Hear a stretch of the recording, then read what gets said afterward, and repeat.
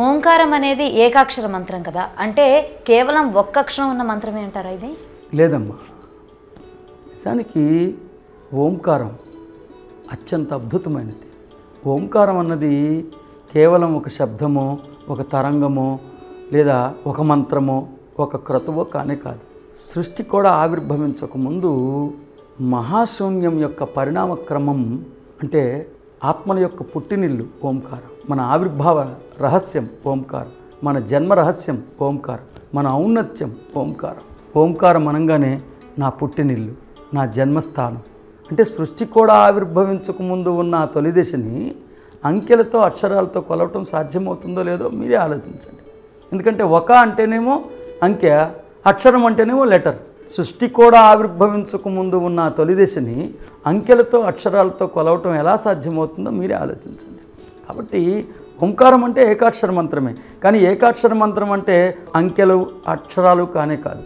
ఏకాక్షర మంత్రము అంటే ఏక అంటే సర్వస్వాన్ని సర్వస్వంతో సర్వవేళలు ఐక్యం చేయగలిగే అనుసంధానకర్త.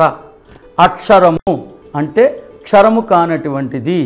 మంత్రము అంటే అద్భుతమైన జ్ఞానజాలాన్ని భావజాలంగా మార్చి, భావజాలాన్ని భాషాజాలంగా మార్చి, ఆ భాషలోని ఒక పదాన్ని ఎంచుకుని దివ్యజ్ఞానాన్నంతా కూర్చి ప్రయోగిస్తే ఆ పదం ఎదుటివారి దగ్గరికి చేరి పదవిచ్ఛేదన జరిగి ఆ పదంలో పొందుపరచబడిన దివ్యజ్ఞానమంతా ఎదుటివారి ఆపాద మస్తకమంతా నకసిక పర్యమంతా ప్రతిష్ఠించడానికి పెద్దలు చేసిన ఒక ప్రయోజనాత్మకమైన ప్రయోగం మంత్రం.